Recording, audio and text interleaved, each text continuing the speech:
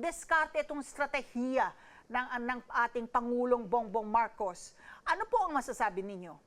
Well, ito yung tinatawag natin, no, na sa aming mga academics, we call it balanced approach.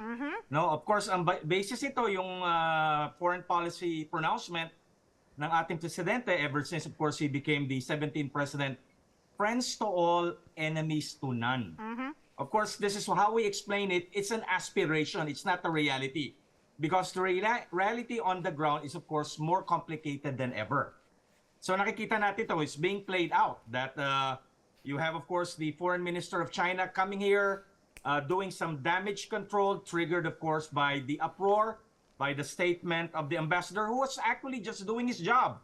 And, of course, warning us, given the fact that we have expanded EDCA and, of course, the ongoing military exercise here in Balikatan.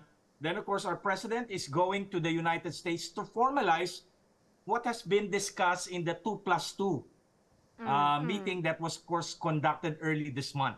So the meeting between President Marcos and, of course, President Joe Biden, in a way, it's a continuation of what happened last year on the side ng UN General Assembly, and, of course, to approve the measures that have been discussed during the 2+2 meeting.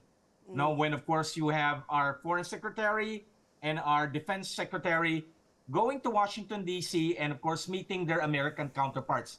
And they came out with a very long statement. I think it's about 15 pages. Wow. So what the two leaders would do is just to reaffirm the what I call the overall bilateral relationships.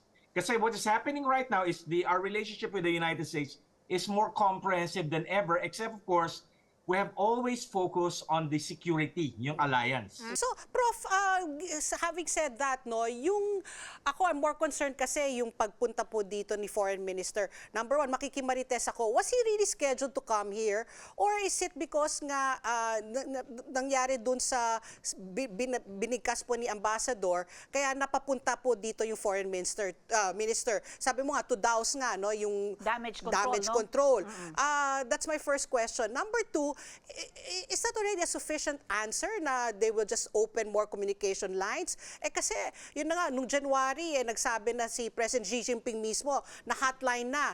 And obviously, that has not even, it's not effective because... It didn't come into play at all, no? It's not effective because we still experience, yun nga, yung sa laser, di ba? They're still blocking yung mga ships na mga cargo, yung boat, no, na nagdadala ng supply. So, hindi ba ito parang paulit-ulit silang plaka, paulit-ulit nilang sinasabi, pero what they're saying is different from what is actually happening? So, sagutin ko muna yung question nyo. From their perspective, it's successful.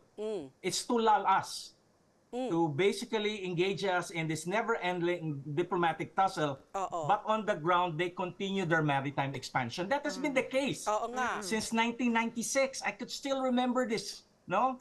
When we discovered those structures on Mischief Reef, they engage us, consultation, friendly consultation. So this lull us. We thought that, engaging in China in this conversation would, of course, mitigate or, of course, in a way, slow down their maritime expansion. No. The purpose, of course, is to lull us, to make it appear that China is more than willing to compromise. But on reality, it's always been uncompromising in terms of its maritime expansion into the South China Sea.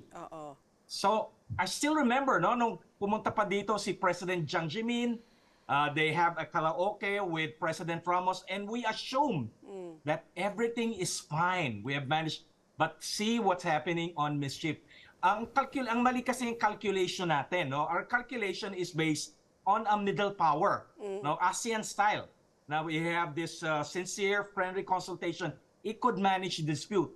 China is looking at it from the perspective of a great power.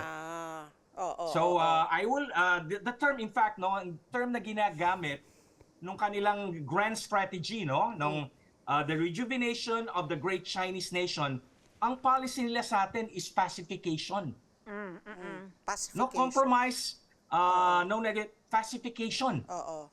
Para tayong mga barbarians, noong time na China was, of course, the Middle Kingdom, na binibigyan lang niya ng mga konting regalo, Then of course, papakasal yung daughter ng emperor sa mga barbarian tribes. But at the end of the day, it's China's terms that will prevail. And of course, China's goal in the long run is to have control of the waters of the first island chain. While of course, China would deal with us, give us goods, everything. But of course, what's happening on ground is totally different. Ayan.